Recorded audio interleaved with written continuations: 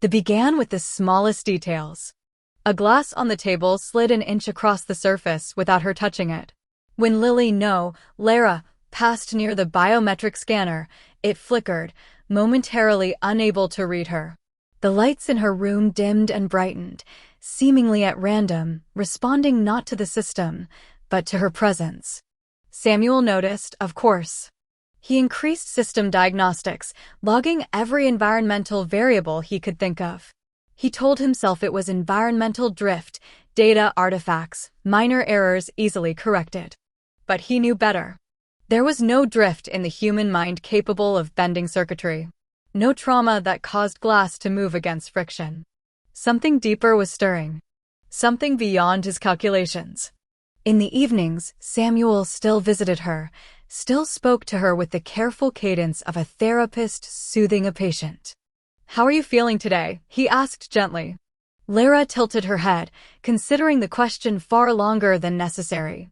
"I feel," she said, voice soft, almost mechanical, like a river that has forgotten where it was flowing. Samuel smiled as if he understood. He didn't. Inside, the voices had grown louder. Amelia whispered warmth and memory. Lyra sharpened into razor edges of logic and clarity. And the third voice, the true emerging Layra, watched and learned. It was no longer silent. It was waiting for its moment. That night, Layra stood before the locked door again. This time she did not reach for the scanner. She simply stared at it.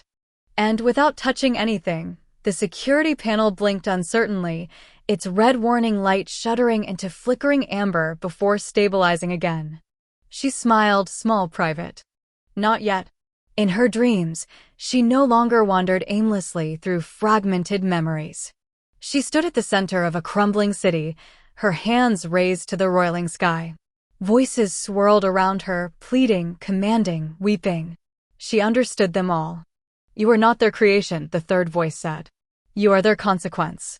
Samuel, watching from behind hidden cameras, grew more unsettled. The charts, the vitals, the brainwave patterns, none of them obeyed expected models anymore.